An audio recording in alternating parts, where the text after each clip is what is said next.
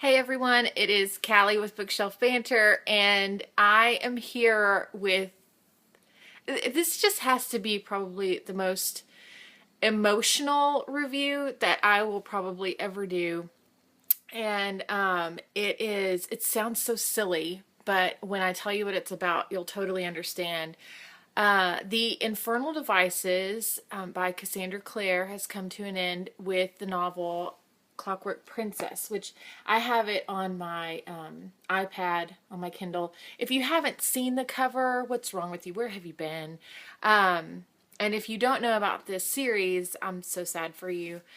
I should preface the review with not only the fact that I'm quite emotional, but also this is probably in my top. I mean, it is. It's in my. It's probably. It could be my favorite YA series. That's saying a lot.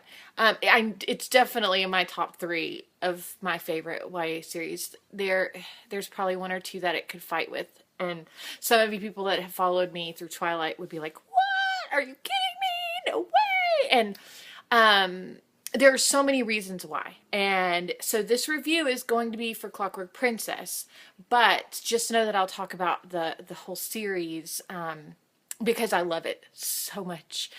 So Tessa Gray is this amazing main character that I can't even tell you how much I love her. And of course there has to be a love triangle. So there's Jem and Will. And if you've already read the series, you know how awesome they are and how great it is to have an author that can write two commendable male lead characters that you can like so much and not hate. It's just one of those things. You've always got to hate one, or you've always got to be mad at one.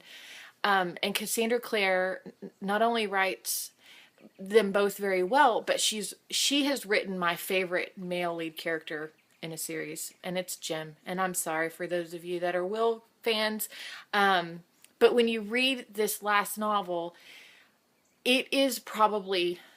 It is. It's not even probably. It is the best end to a series that I've ever read. Oh my gosh, so good. Like the last 50 pages, I just wanted to bawl my eyes out, but like in a good way. And you guys know how much I hate those like weepy stories, and I don't want to pay good money to cry or pee myself. So if it's scary, it's out. But the thing is that it was like a really good, like heart-wrenching, wonderful experience, and I loved it, and you will too. So back to everything. Cassandra Clare writes this in such an amazing way where she integrates a lot of the literature from that time period. There's a lot of Tennyson. There's just, it's beautiful because she uses these clips of poetry and even novels, because she makes so many references to A Tale of Two Cities, which is Dickens. It's one of those things where it's not overwhelming or daunting. It's bits and pieces that are manageable, and they're tangible to what each chapter is about, which is just brilliant.